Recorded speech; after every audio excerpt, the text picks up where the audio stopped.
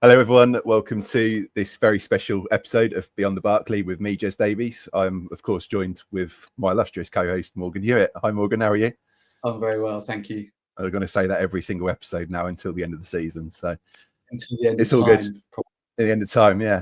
We are absolutely thrilled and delighted to be joined by former Norwich City player Gary Holt. You're going to have to tell me why I put the emphasis on former, Gary. Well, first and foremost, thanks for having me, and good morning. No, not at all. Thanks for coming on. Former, I like former better than ex. Ex makes you feel old and as if like you were shite as a footballer. ex footballer. It seems like, well, yeah, I see. That mean I was ex good, or before I was. So former footballer sounds a wee bit better for me rather than ex. So you certainly always get a wee bit hum with that. No, of course, and I mean you certainly weren't there shite for Norwich City. I think from memory, that promotion season under Worthington, and you were involved in the playoff final at Cardiff, weren't you? I was indeed. Yeah, and I think those times for me were superb, and you know that was my first personal experience of promotion to the Premier League, and a lot of our listeners will probably feel the same way on that. And I think first and foremost, thank you for the memories. And it was absolutely superb watching yourself and Damien Francis in the centre of the park, sort of rock our way to the Championship title, Division 1 title as it was back then. Perhaps if we just start with some of those memories. They were the best of times. They really were. We were an exceptional group, an exceptional team who policed itself, to be honest. But we were missing, and I always say it, and I talk, whoever asked me about it, about the Championship season, we regularly had 9 or 10 very, very good footballers on the pitch, but we had no X factor. We didn't have that X factor. And we needed that, and Nigel and the club went and got Dan Huckerby. Yeah. And I openly say he won us the league. He won us the league. Now, don't get me wrong, we didn't always win by Darren playing exceptionally well, but he always had one or two players. He always had 2 players marking him. So even if he didn't think he was contributing, there was a few games, not many, there was a few games where he thought he'd never done his job, or he never offered enough. But we won the game because 2 players marked him. Somebody could be free, and that's what we always used to say. So we were fortunate. Don't get me wrong, we had Crouchy as well for a spell. And it would have been nice to keep the big man for the rest of the season. But we knew having Darren with the extra ingredients that we had on the pitch as a group, as a team, we were almost untouchable.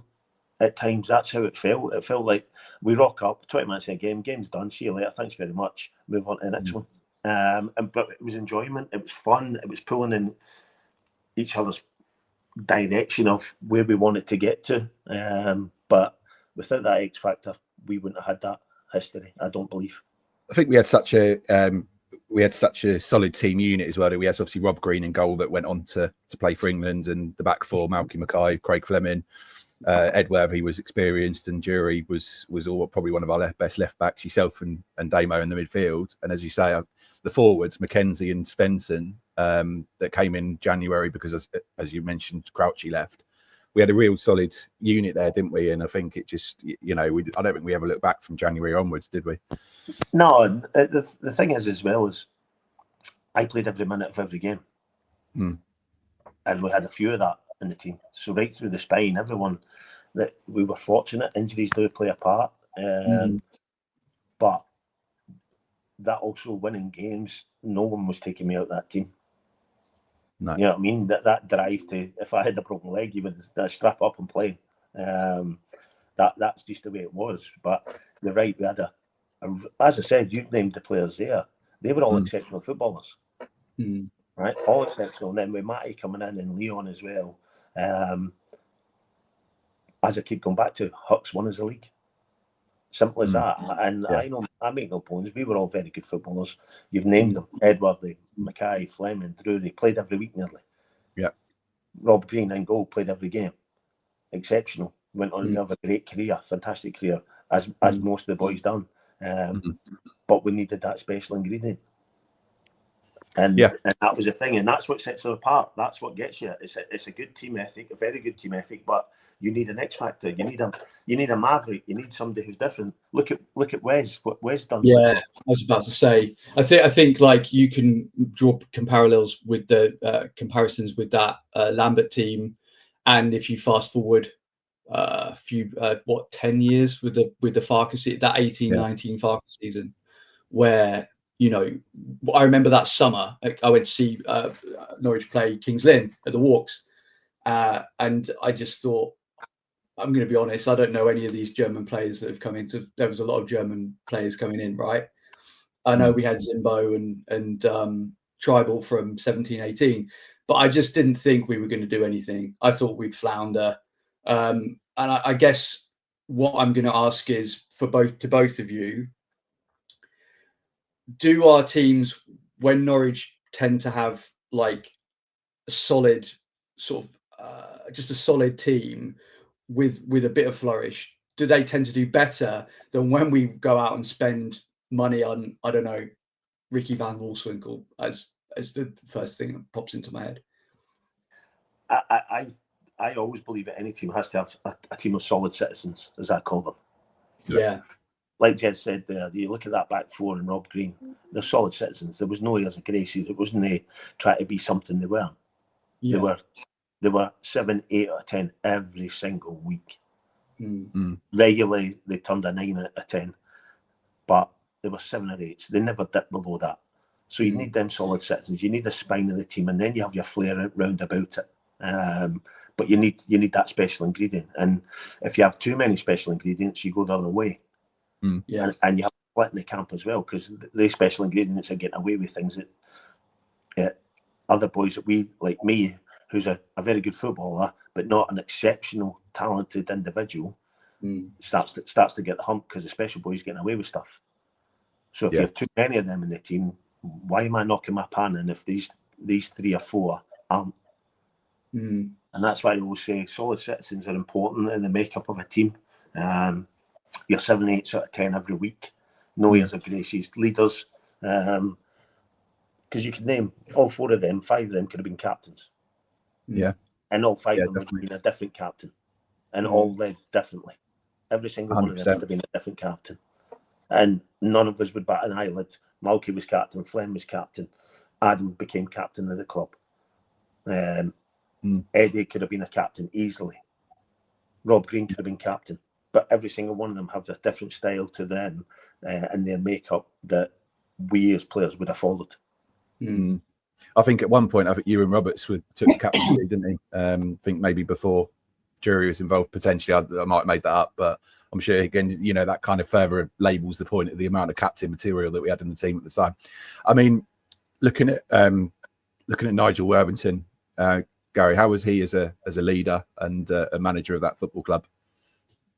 If you're able to comment, of course. Oh no, I can comment. I always want to be open and honest in these things, Jess, as I said before. And Nigel was phenomenal, really, really phenomenal. Phenomenal for me first and foremost.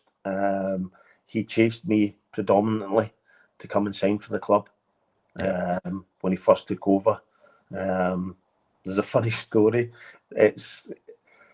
I was out injured at the time at Kilmarnock, and I got a phone call from my manager, Bobby Olsen, to say Kilmarnock playing Dundee United away. Norwich were coming to the game. They'd like to meet me and discuss. We've given permission. Would you come up to the game and meet them after? I was like, aye, not a problem. So I went up, took my dad up, went to Hilton in Dundee afterwards, met the chairman, who I can't remember his name, but Brian Hamilton was the manager. Right. Can't remember the chairman. Yeah, I'm trying to think who the chairman was at that point. It wasn't Roger Mumby, was it? No, Roger was after him. Roger was. I can't remember. Does the name Cooper ring a bell? Cooper. I'd have to Google it, right? I'm old. I get away with these things. So I met with them on Tuesday night. Had a good chat with Brian Hamilton, the chairman. They outlined their plans, what they thought, where they saw me fitting in. Would love to get me down to have a look around the club. Could I fly down tomorrow on the Wednesday? And I was like, oh, this is all kind of brilliant. Sounds great. But I'm injured at the time, and I'm not prepared to do anything while I'm injured. I'm not willing to go to a club while I'm injured. I'm not, because you want to set a good example. You want fans to like you straight off the bat. But can you fly down? So me and my wife flew down the very next day. She doesn't like flying, and we flew in a little puddle jumper all the way down, which was interesting. Gets down, picked up at the airport, taken up to Colney, as it was then, which isn't as exclusive as it is now. Shown about, met Nigel. The boys are off because obviously it's a Wednesday. Shown about the training ground. We stayed at Dunstan Hall. Doug Livermore was assistant. Doug took us into town, took us to some estate agencies to have a look about, just to show us kind of thing. And then said, look, I said, me and my wife are going for something to eat. Said, we're going out for dinner at 7 o'clock tonight. We'll pick you up. Not a problem. So I had a look about, thought, no, this is beautiful. Norwich is lovely. I used to holiday in Great Yarmouth. My wife used to holiday in Great Yarmouth when we were kids. So that kind of appealed to us as well. We kind of knew the area without knowing it. 5:10, had something to eat, bit of shopping, in the taxi. With taxis going by, and the taxi driver didn't know who we were. It's on the radio. Breaking news. This is on Norfolk Radio. Press conference at Carrow Road at 5:15. So the taxi driver's like that, so I can make me. Oh, this is about the new signing. This Scottish boy, the Scottish boy that they're signing, they're going to announce it. And I'm like, so me and my wife in the back of the taxi, like, I said, no, it's not, pal. I said, because I'm the Scottish boy and I'm in your taxi. Yeah. So he gets straight in the radio to his pal and he's like, it's not that, because I've got that boy in my taxi at the back of the car. It's not about him. So we're having a laugh. Next minute comes over, Brian Hamilton resigns. Oh no. Right? Yeah. And I was like, the taxi driver turned around and went, aye, some fucking signing you would be. And I was like, oh no. So we go back to Dunstan. So me and my wife thought, what's happening here? Like nothing had been said to us. Yeah. So I get back to Dunstan. My manager phones me, Bobby. What's happening? I've just seen it in the news. I was like, Gaffer, I don't know. I said, but I'm getting picked up at 7 by Nigel. We're going out for some tea.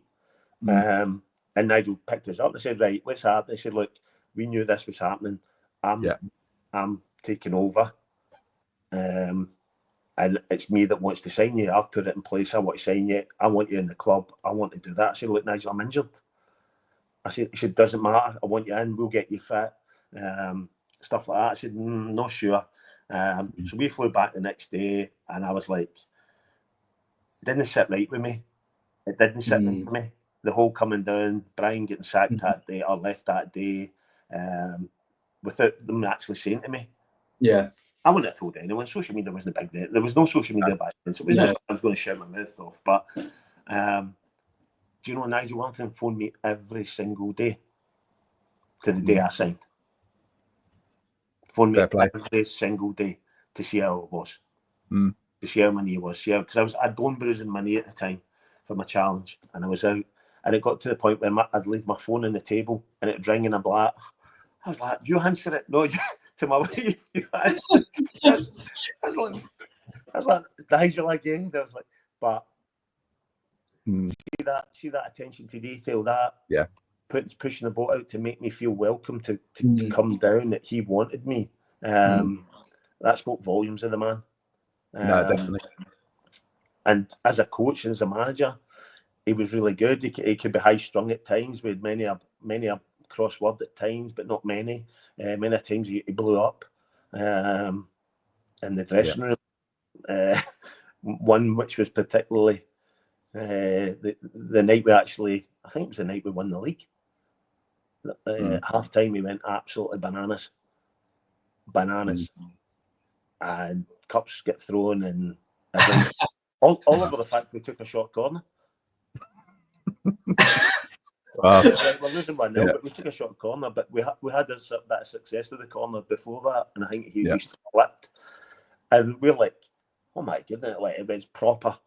And a few words were exchanged with some players, and it was full on. And we're like, but it's just his passion. He wanted it. He wanted it. He wanted it for us. But that was another funny thing because we're like, I mean, he flipped. Like the table get thrown, the juice get thrown, the tea get thrown. Wow. Somebody went toe to toe with him, and I thought this could end up in fisticuffs. And I'm sitting there thinking, where's Doug? Because Doug was the placid, Doug Livermore, nicest man I've ever met. Yeah. Good coach, good, like chalk and cheese with Nigel. And he was the calm head, spoke nicely to you, cooled you down, explained where the gaffer was coming from. But we're like, Doug's normally in here the one that's like calming everything down. Like, we're like, where's Doug? This is like, so we've all trips back out thinking, holy shit, we better do our things out in the second half. So we're all walking at the tunnel. Doug's in the tunnel. I'm like, Doug, what's happening? Like, man, West Brom are 4-0 down. League's in the bag. Don't worry about it. So you did. In the backside, and away we went. I was like, it was probably the worst second half of football we've ever played because we knew we'd won the league. And it was surreal because like we're like Doug's our comfort blanket in the direction and who calms Nigel down. And he's been let Nigel go tonto, and we're like, and Doug's in the tunnel patting everything in the backside. 4-0 down, leagues in the bag. Don't worry about it. But to come back to Nigel was he was brilliant for me. He was brilliant, and he took the time and the effort to invest in me and my family. To sign for Norwich. Did it end the way I wanted? Probably not. But that's a different story. But as a coach, as a manager, it's how he made you feel. And being invested in the players, I can't thank him enough. No, that's brilliant. I mean, is there any sort of standout memories that other than obviously what you've already discussed? One of the standout ones, right? And this is when I realised that he'd maybe changed us slightly because he could flip. He could proper flip, like I said. But it was one of the games we were Preston away was always a nightmare for us. It was always a horrible place for us. We couldn't. We very rarely get a decent result there. Couldn't get a result, but we went there. I think it was a Tuesday night or something. Preston were decent. Preston were a good side, right? We just couldn't get to grips, and they always started really quick. We were 4-0 down, I think, the first 20 minutes. One of the games. I think it was maybe the year we got the playoffs. I can't remember.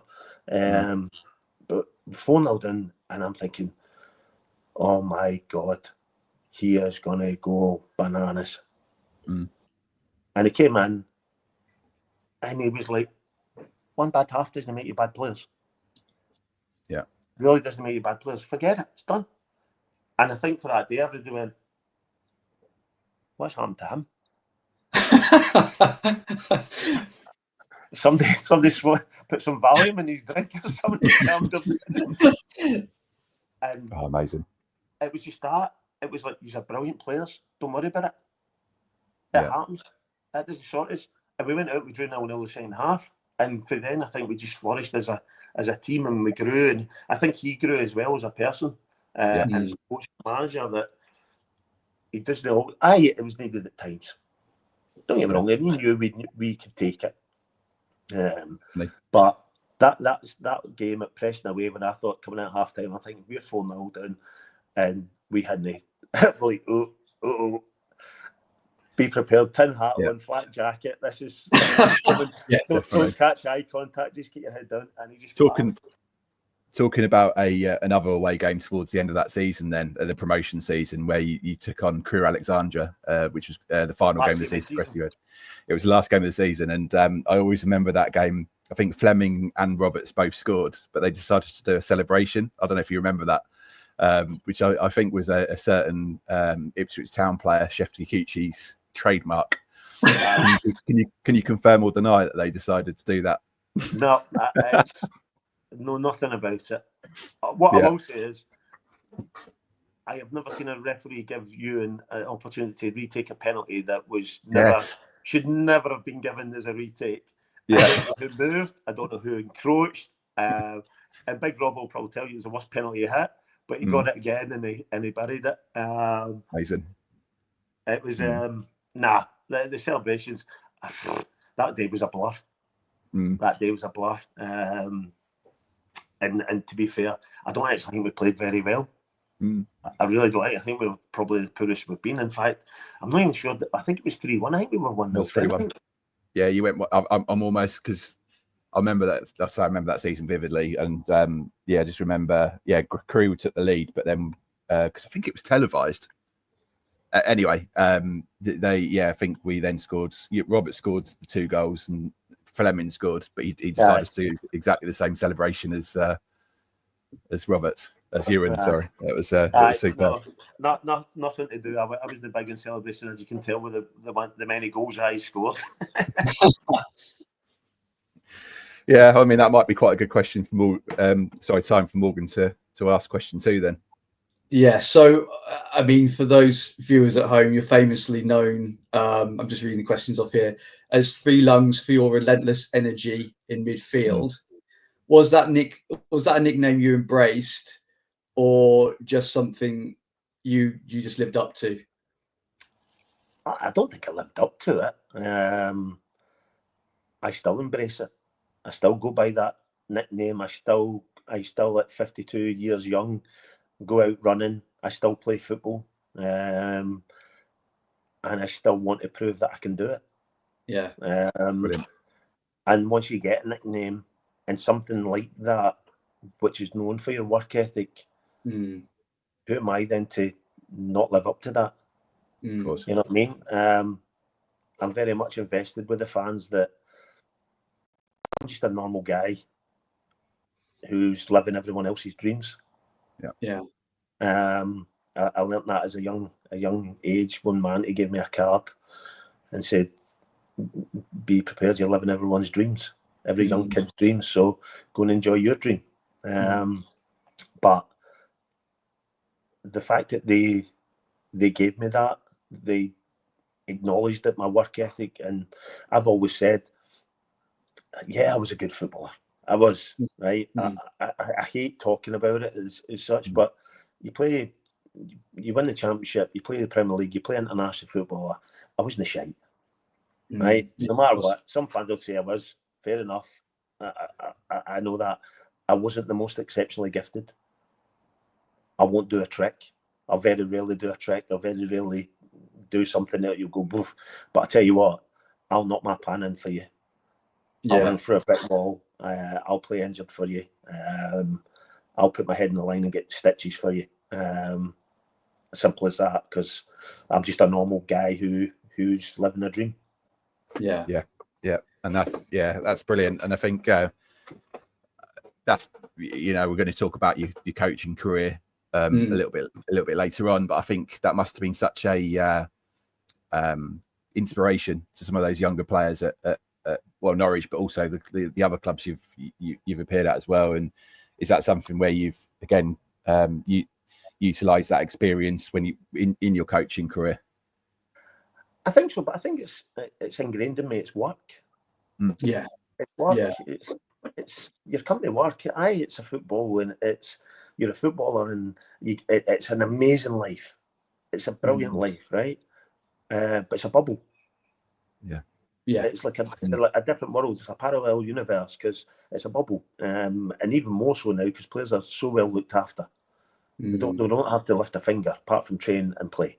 They don't do any other stuff. But I wanted to get it and get across to players, and when I'm back in management or coaching, it's work. People in the crowd need to see you earning your money. People in the offices need to see you earning your money. The ground staff need to see you earning your money.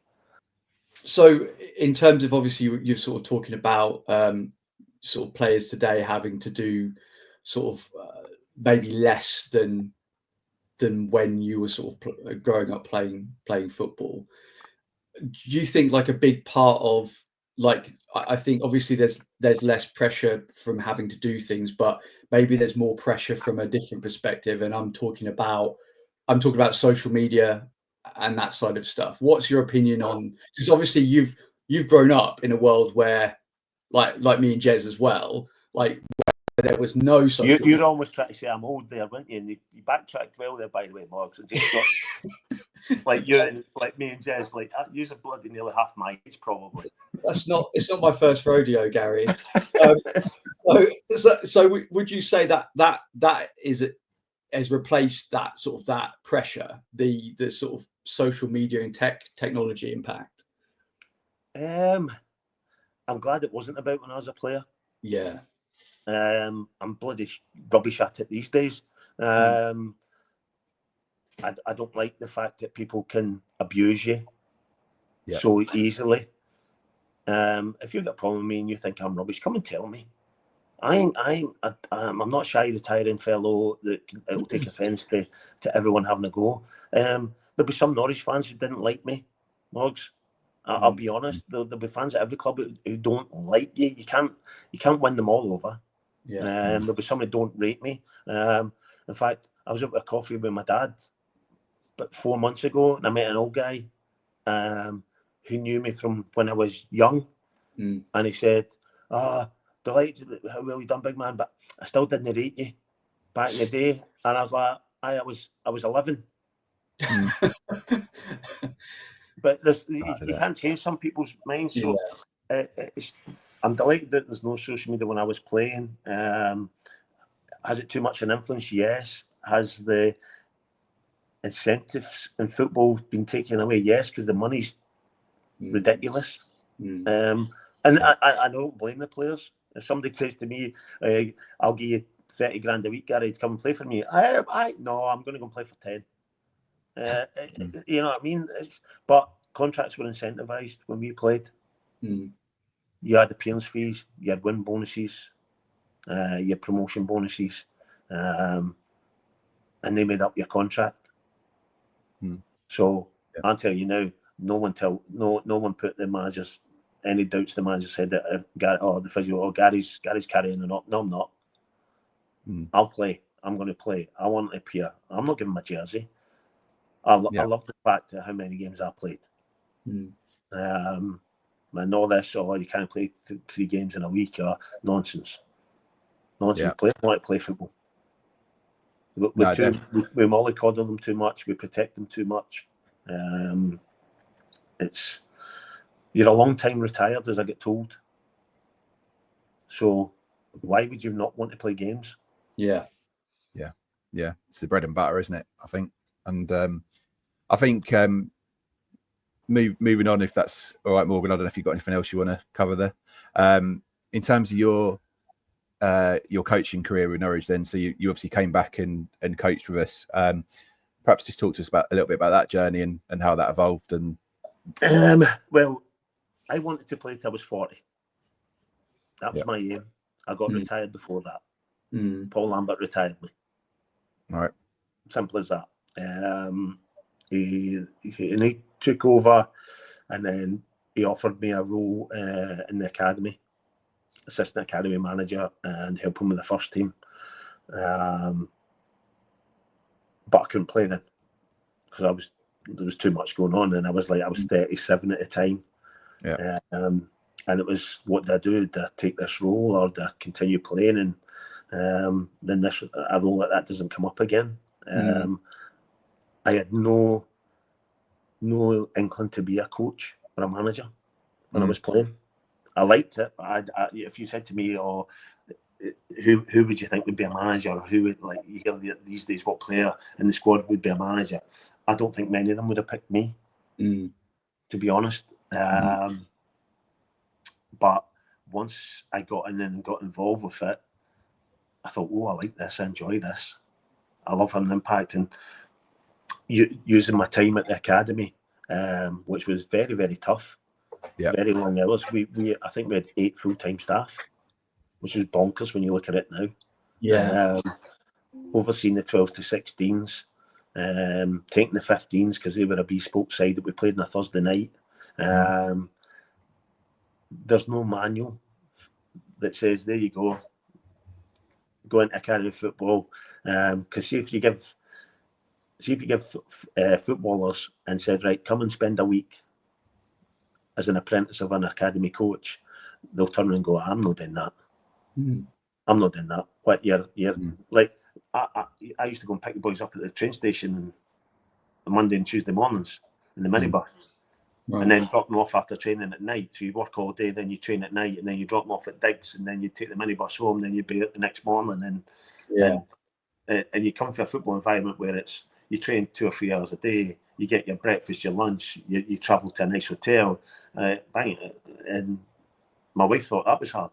Then you went to coaching and academy coaching, and it's like, but you're in football. Nonsense.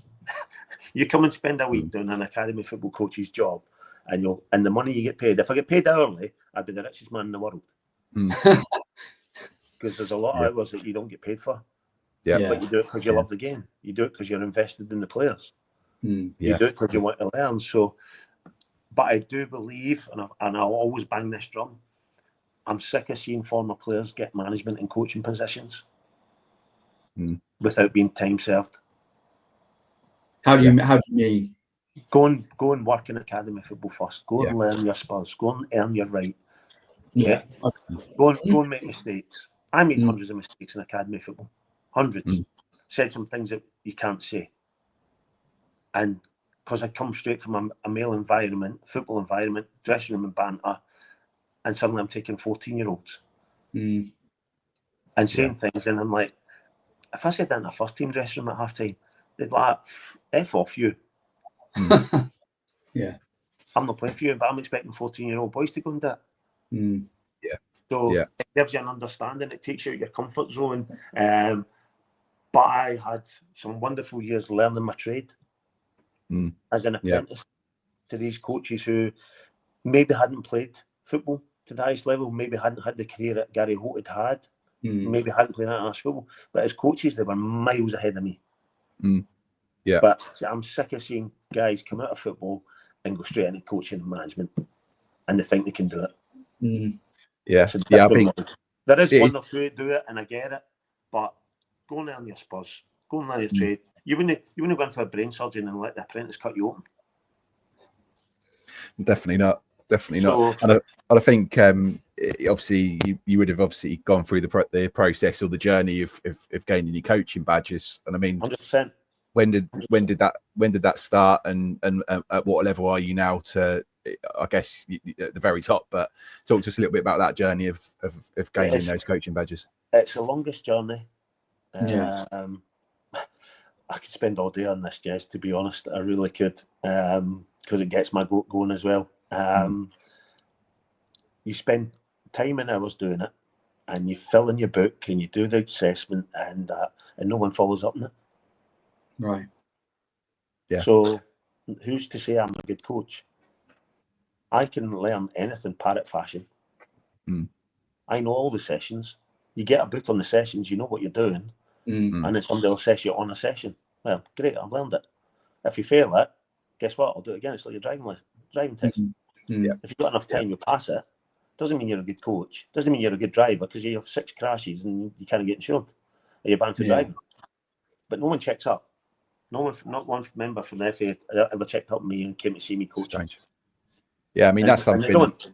And if you've got the time and if you've got the money, it costs you a lot of money. Right. Yeah. It does cost you a lot of money. And then, like, I've got my pro license, and I think all in, I was the better part of 15,000, 16,000 by the time. Wow. Okay. With travel costs and going to Spain and hotel fees and meeting up, and it's not just doing the course. But no one comes out and sees how I manage. No one comes, no one goes in. Like as I said, so it's a thing for me. But all I hear is, he's a really good coach. What? Because he's learned out of a book or off the internet to put a session on that I could learn day after day after day, working with the players. And guess what? Assessment day, we're going to work as a midfield for defending. But I've worked at it for 8 weeks. Yeah. Doddle.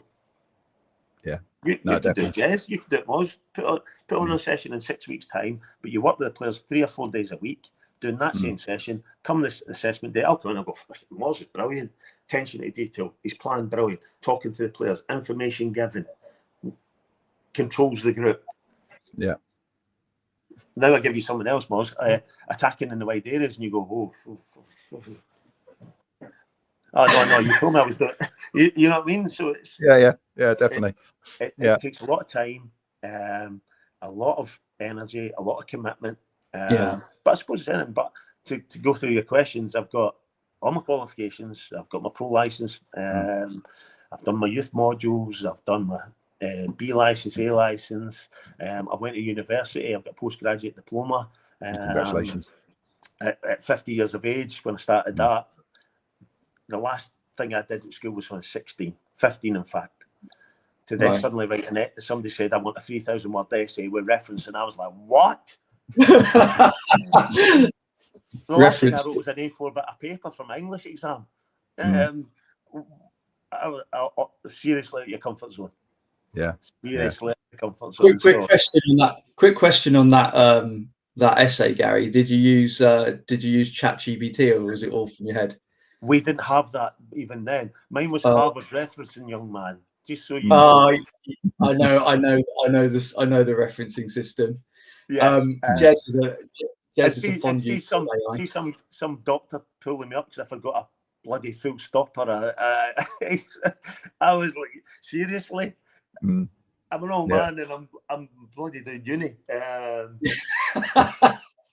So no, I'm fully invested. I keep my licenses up to date, but I do think why bother? You know what I mean? Like I've got my pro license. You've got to keep it updated. You've got to do so many CPD hours over a 3-year period. You can do club visits. I'm like, why? Well, tell me how good I can be. No. It's a lot of it's experience as well, isn't it? And I think the frame of mind you're in that day almost as well. And I mean, perhaps sort of going back to some of your experiences at Norwich then. So in terms of the coaching, what were some of the highlights there, and perhaps any sort of stories? Coaching wise, obviously getting the playoff final, winning the playoff final. But we had a good side, and we had a really good side. And like Neil Adams brought me back, and me and Neil have a great relationship. He doesn't answer his phone these days, like, so you can put that out. But he's older than me, so he's probably complaining about his winter fuel allowance that he needs. But he was brilliant. We had a great relationship for day one. And I'm always a wee bit loath when people say Alex Neil. Alex did brilliant, right? Yeah. But he didn't take over a Norwich team in the bottom 3. You know what I mean? He took over when we were actually well placed. It might not have been all singing and dancing the way we wanted, but at the time we weren't a basket case. No. We were a good side with good players that Neil had built. So that was a shame when that happened for me. It really did kind of hurt me. But I'm a professional. It's my job. It's my work. I spoke to Neil about what happened, and he said, "Look, just get head down, get on with it." And Alex came in, and I knew Alex from our time in Scotland. But we had really good players, and they didn't need much direction. They really didn't. And that's the same as when I was a player. Nigel knew that's the team. Go and do your jobs, win the game, end of. Simple as. But we had some phenomenal players, really good players. But so it was coaching wise, it wasn't. It's not hard when it's good players. Yeah, it really isn't. It's trying to get across to them all though that you can't just focus on certain players' strengths. You've got to focus on the group. Yeah. So sometimes session, like Wes would moan sometimes about possession drills and stuff like that. Mm. And I'm like, but we can't just put on things for just you, Wes, to get your juices going. You have to cater for the mass sometimes, and not just Wes, but there's other players like Dan Huckabee. Dan Huckabee hated possession, and I hated Dan Huckabee in my team in possession because he wasn't going to run about, he wasn't going to get tackled, he wasn't going to tackle MD. So you're a man down. So just picking up there, Gary. So Wembley, sort of just talk us through what you were going to relay a story to us. Yeah. I felt, and I think the players felt, and everyone in that bus going to that game, we were untouchable. Right. That day. Yeah. We really were. I think they were a wee bit, maybe too blasé. They beat us. They beat us twice. Yeah. We stayed right opposite Wembley. Yeah. Right. And the bus journey from our hotel to the ground, why the bus driver decided to take us through the Middlesbrough fans, I have no idea. The amount of beer cans that get thrown at the bus, the amount of abuse that get thrown at the bus, I think that took the edge off for us because everybody just busted laughing. There was a guy like stuck his bare ass at the bus. Sounds like Middlesbrough fans. There's beer cans get thrown, and Frankie McAvoy stood up at one point, and he was raging. And Alec went, "What are you doing?" He's like, "It's a disgrace." Like, "What? You going to go out and fight them all?" He's like, "Sit down." Yeah. But then we got into Wembley, and that took the edge off. Everybody just buckled on the bus. It was just a laugh. And Middlesbrough then had their well-documented travel journey from where they stayed. I was standing with the team sheets. I did the team sheets with the referee. No sign of Middlesbrough. We'd actually started warming up. No sign of Middlesbrough. So their whole plan was out the window. And they were like startled rabbits. And it felt for kick-off. I was like, they're not beating us today. They're not beating us. And it's probably the most comfortable game all season. It really was for such an occasion. Maybe for you. No, but I think it must have came across to the fans. Yeah, it did. Yeah. I honestly don't think we got a third gear. No, and I think it was two moments, wasn't it? It was the Cameron Jerome goal where he didn't even look at the goalkeeper. It was he stole it off Ayala, former Norwich player, obviously. Stole it off Ayala and then sort of just didn't even look at. I can't remember who's in goal. It was it was the guy that used to play for Ipswich, wasn't it? I can't remember his name. Yeah, I can't remember his name. Anyway, because I don't need to remember his name. No, true. Anyway, so he scored that, and then it was the goal where there was about 40 passes before it eventually went in by Redmond, and I think 2-0 up. I think they had a chance right at the end, which Russell Martin might have cleared off the line, and we never looked like we were going to lose that game. No, and it felt like that. It totally felt like that. How was it? How did it feel to be like pitch side Wembley? I mean, well, I think some of the pictures you've seen of me celebrating isn't me. I'm not that type of person, and I got slaughtered for it a couple of times. I still do, because I'm not one that would just normally walk down, sit in the tunnel, go in the dressing room, wait for the boys to come in, that kind of thing. Gary, if you don't mind me interrupting, how much of that do you think was the heartbreak of Cardiff coming through? No, I think it was nothing to do with Cardiff. I think it was the Neil Adams thing had brought me down. Okay. Yeah. Nearly brought me to the club, and I think that had a big effect on my whole side. Then that I was part of a journey to start with, and then I was a part of a journey that finished exceptionally well, not with the person who brought me. Of course.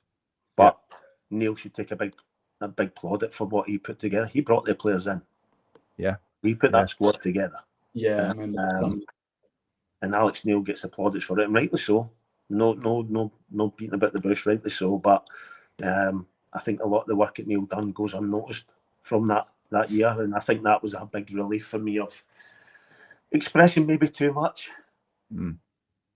But no, Cardiff was, that's a different story. That was a different journey. That was me as a player. This is me as a coach. So fair enough. Yeah, two different things.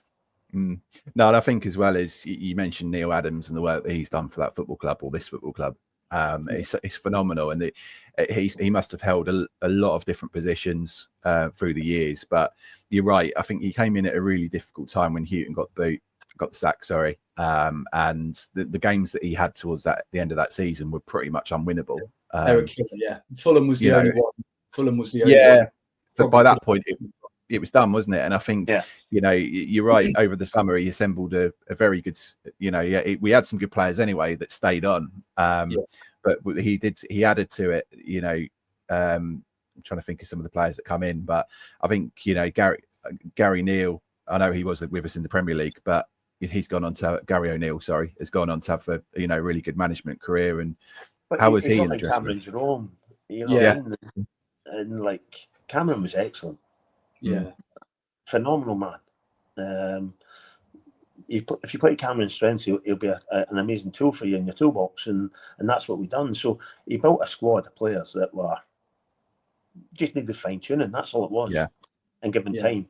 And unfortunately, Finley wasn't given the time. But like I said, you look at the two teams that came down that season; they were basket cases. Who was it again? I don't know, but I think you need to look back. But I think one of them maybe went double relegation. Was it Sunderland? Might have been. I'm not sure. No, Sunderland. It was around that time. No, I can't remember. No, because Sunderland won the Prem because we went back up and played them that next year. Oh, of course. Yeah. That's right.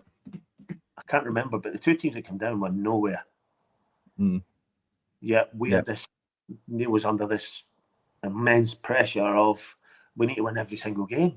And I'm like, when was that ever a thing at Norwich that we had to win every game? I never had it as a player. We wanted to win every game, but I just felt that going back to the point is what Neil has done for the club, what he's still doing for the club. He can answer his phone more often. He doesn't forget that he's not that special. It doesn't, but like I said, he maybe not topped his credit up, or he's willing to win a few allows because he's an old man now. But I wanted to get across that him bringing me back first and foremost, I can't thank him enough for. And then the work he done and is still doing is brilliant. Yeah, no, 100%. And I think we saw him in one of the most recent videos that the club put out. I think it was when Liam Manning was shown around Colney, and what a club representative to have someone like Neil Adams that's been at the club for 30 years, and he's able to show him around a facility that he's proud of, and perhaps he's had an involvement in moulding as well at Colney. So no, I completely agree. And I mean, in terms of this is Morgan's question. So Morgan, I'll hand over to you for question 4. So what do you think? I mean, we're still sort of in that realm of your coaching and that season. What do you think set that squad apart from others you've been involved with? Just the fact that they were. This is the game plan. This is what we're going to do. Go and do it.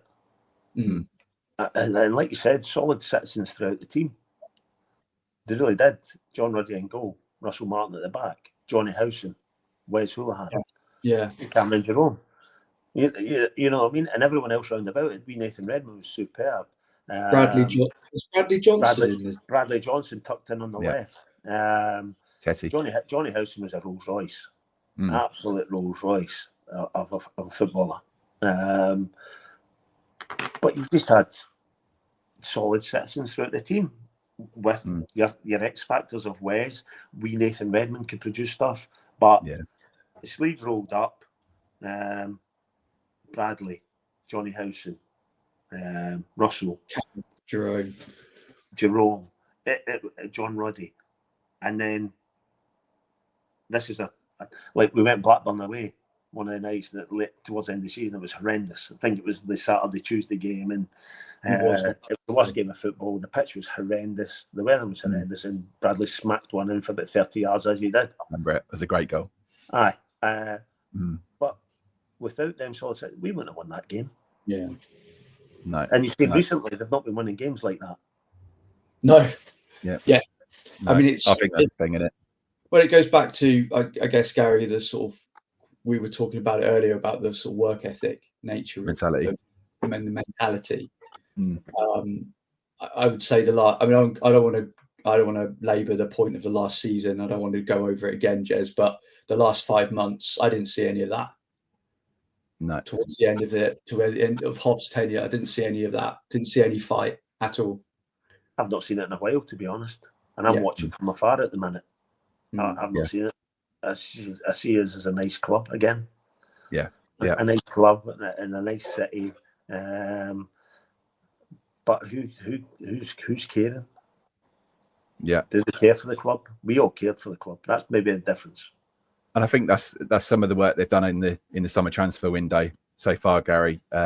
It's kind of like redressing that balance a little bit, because this Jakov Medic, if I pronounced his name correctly, just looks an absolute unit. He looks like he's gonna take it about 3 players out when he goes through on a slide tackle.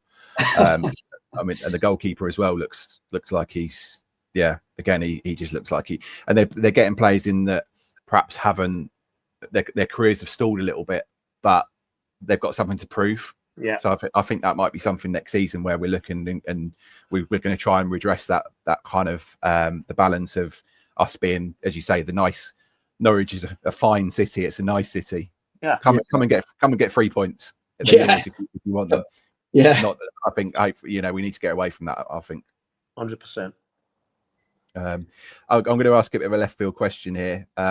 So when you were coaching, when you went back to do the coaching role at Norwich, who would you say was the player that was most like you, and who would you say the player that is most like you in the current squad? There's no one in the current squad like me. No one. You'd say that. Absolutely none. Who was like me? Coaching wise, when I was doing the 15s, right. It's well documented, right? We won the youth cup. Yeah. What a side, right? But we still have, and I still have a bit of banter with Jacob Murphy and that. I speak to him regular, but Carlton Morris and people like that, because we had the 2 age groups. It's like first year's 18, second year's 18s. Murphs were 8, second years, first years were Carlton, and then people like that. And it's like in Cameron Norman, and it's like who would be the better side? Who would win? Murph always throws back that he's a Champions League player now, so he wins now. Yeah, true. But we had the boy Henry Randall. Name is Bell. Young boy, he got bad injury and that kind of ended his career. He was very similar to me, box to box. I loved him. Loved him. And that 15s team that year, Carlton Morris as well, was very similar to me. Work ethic. Obviously scores more goals in a different position, but he has the same makeup as me. It's sleeves rolled up. I'll put my head in when it hurts. I'll get hurt for the side. I'll knock my pan in.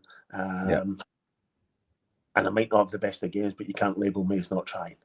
Yeah. No, fair shout. But then first team wise, I'd like to say Johnny Howson, but probably more Bradley Johnson. Yeah. Because Johnny Howson was more refined than me. Although he had the same work ethic as me, same engine as me, probably. I'm probably fitter than him, to be honest, but he had a good engine. But he scored more goals and he scored wonderful goals. But Bradley, I would say, tenacious, would get hurt, would be the first man at the front of the line if it became a dust up. But there's nobody like me. Nobody's as daft as me who would run about.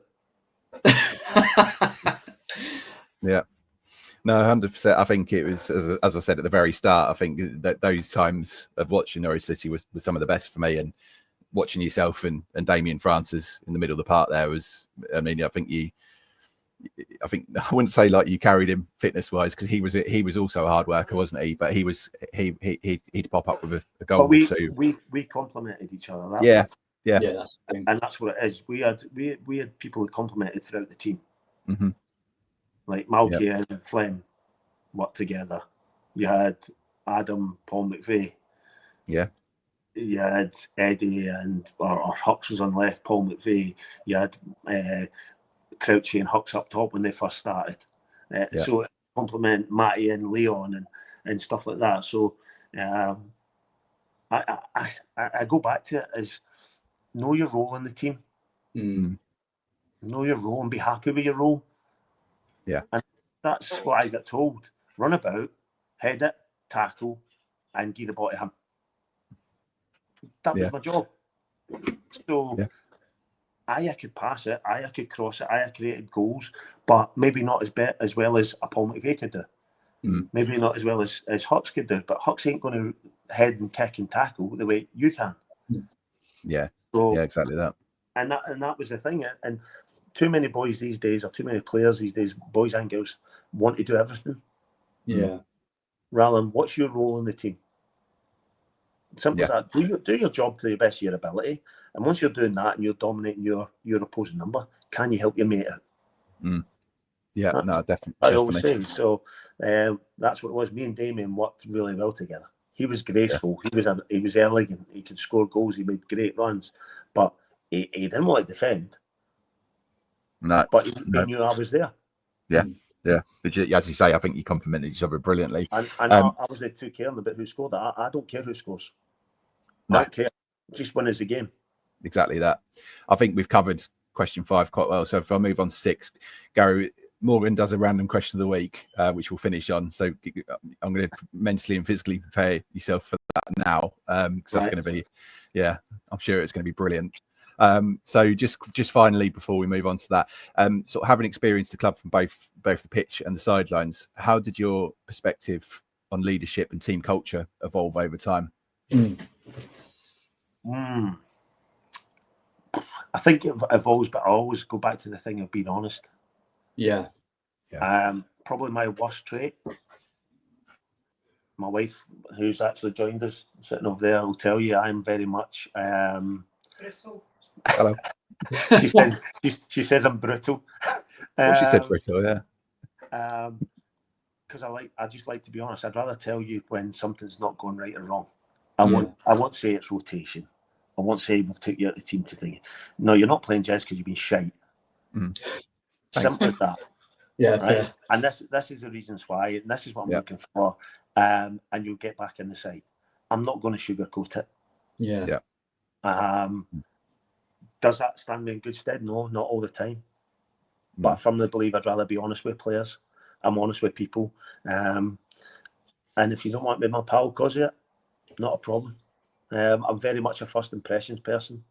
If I don't like you, my face tells straight away. And I won't entertain you. I'll be nice to you and I'll be civil because I was brought up the right way, but I'm not going to be a pal. I'm not going to go out with you. I'm not going to spend time with you. But when I see you, I'll say, hello, how are you? How's things? Great. Brilliant. See you later. But coaching-wise, I think you take a lot of good stuff from everyone you've worked from. I always say a good coach is a good thief. Yeah, I do believe that. If Moz puts a session on and I've never seen it before, or I'll go, oh, I quite like that. Guess what? I'll write it down and I'll say, come and do the session that Gary's created. Cheers, Moz. Thanks very much. And that's what we are. We're good thieves, right? And we just and Moz calls it the Barcelona drill, and I'll go, no, it's the Real Madrid drill, right? That's what you do. You just put a spin on it, because everyone shows you something different each day in coaching. There is. And that's what I said. People need to get away from this. He's played at the highest level. He should be the best coach. No, nonsense.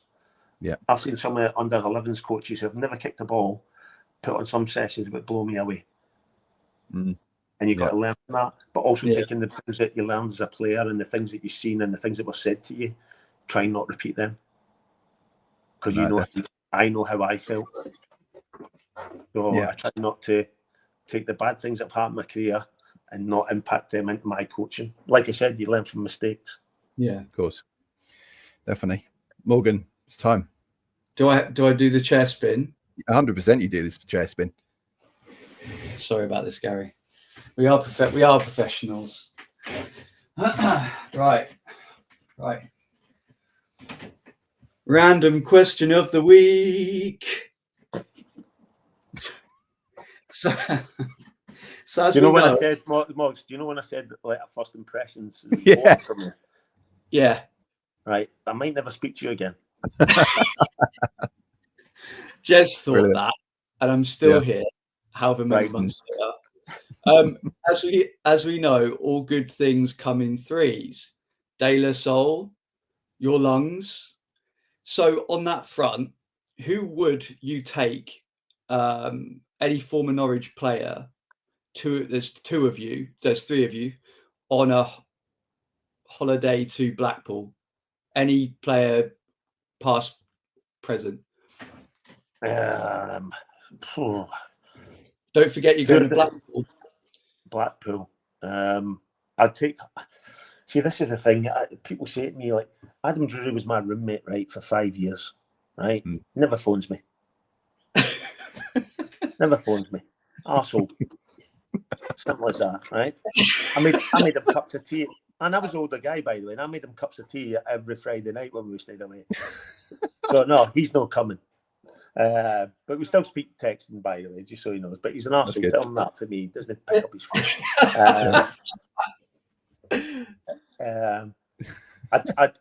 I'm going to go. I'm going to take Hux, right? Just because Hux would hate it. Yeah. Hux is, you've seen him. He's all on social media. I can run so far. I look $1 million. I do this. Come on, you're coming the Big Dipper with me, you arsehole.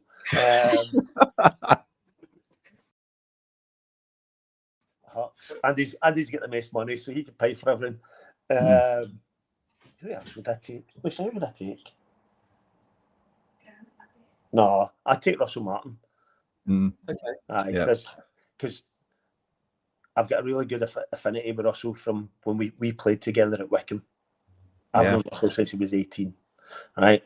And hark back to what I love about being a former footballer is you get to drag things up and remind them that they were shite at one stage and I made their careers. And me and Neil Adams were the head tennis kings of Colney, right? We never lost to a first team pairing in a year.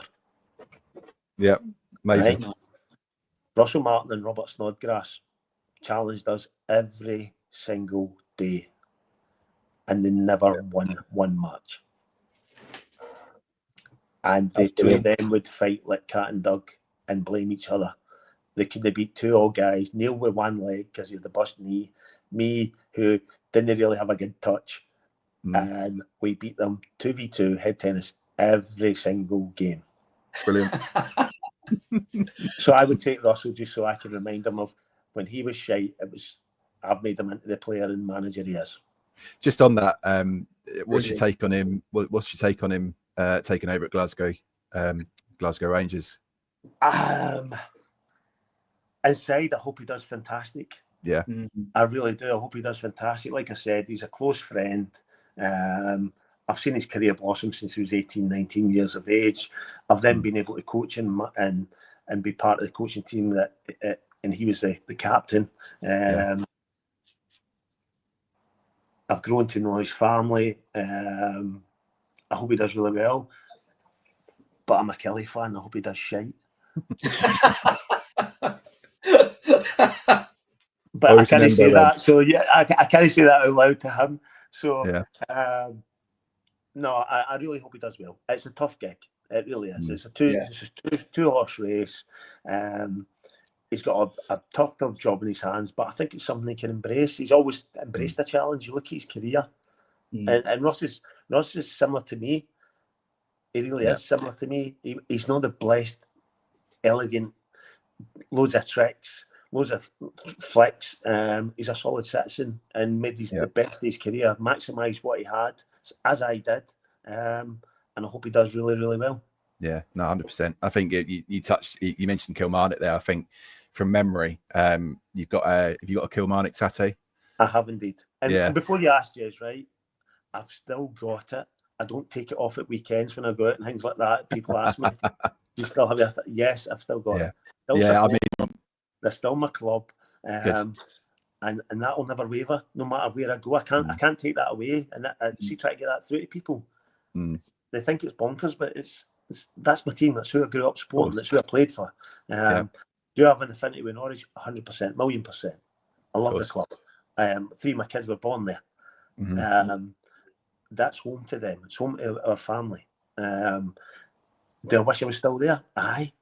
But do I look back with any regrets? No, I don't. Yeah, right.